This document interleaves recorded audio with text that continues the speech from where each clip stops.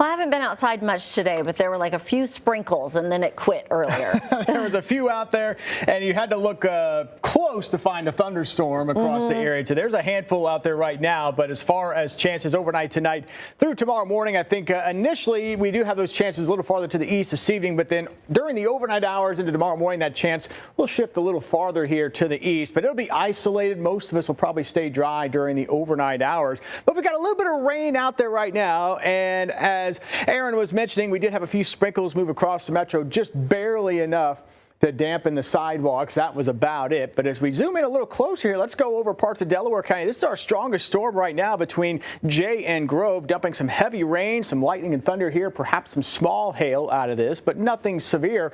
But that's a heavy thunderstorm. Not a very big storm, but if you're underneath it, you're getting some heavy rain at the moment. And we're going to be stuck into this pattern. We talked about this yesterday with this northwest flow pattern from the jet stream tracks its way across us from northwest to south and east. And a lot of times this time of year when you get that type of pattern, you get little kinks in this flow, and we've got a lot of moisture in place underneath the jet stream, and so those little kinks can provide a little lift to the atmosphere, and the next thing you know, you got thunderstorms going up, and we've got severe thunderstorm watches out to our west right now in the high plains, and those storms over the high plains will start to work in our direction into tomorrow morning. So for Thursday morning, the highest chances of showers and storms are going to have out here to the west, but we're going to watch this coverage expand its way eastward as we go into the afternoon on Thursday. So the odds of needing an umbrella will be much higher tomorrow than what we have seen today. The overall severe weather potential doesn't look very high, but it's not zero. Wind and hail threat with some of the stronger storms, and we'll keep that flooding threat out there too, just because of all the rain that we've seen recently. Thankfully, the tornado threat looking a lot lower than what we have seen so far this season. Meteorologist Brandon Woolley breaking down our tornado warnings that we've had for the year so far, an incredibly high number, Brandon. That's right, Michael. It has been busy. We downloaded all of the polygons from the National Weather Service this afternoon and plotted them on our map, and you can see across the whole area there are all the tornado warnings so far in 2024, not only for our state of Oklahoma, but surrounding states as well. Zooming down to our forecast area, southeast Kansas all the way through eastern Oklahoma.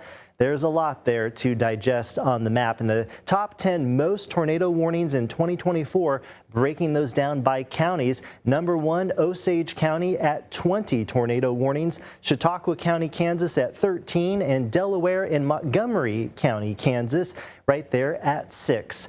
Certainly a year to remember, Michael.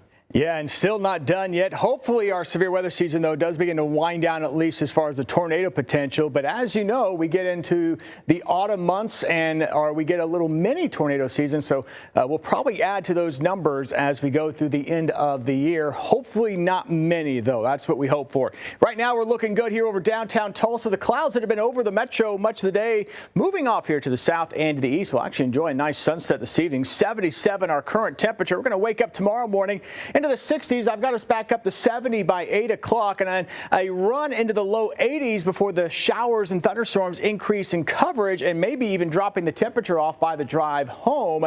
And again, our higher chances of showers and storms will be in the afternoon hours tomorrow, probably a little lower as we wake up tomorrow morning, but we'll still have that isolated chance of a shower storm tomorrow morning. Temperature-wise, again, upper 70s to low 80s, highly dependent on how quickly some of that rain and thunder does move in tomorrow. Overall severe weather risk, not extremely high, but as we mentioned, still that low end wind and hail potential. The risk probably going to be a little higher as you head back towards central and western parts of the state, and we are watching a risk as well, mostly southern areas once we get into Friday, but Friday potentially could have quite a bit of rain around too, and with the more clouds, I should say, and the chances of showers and storms, I'm going to hold those temperatures into the 70s on Friday.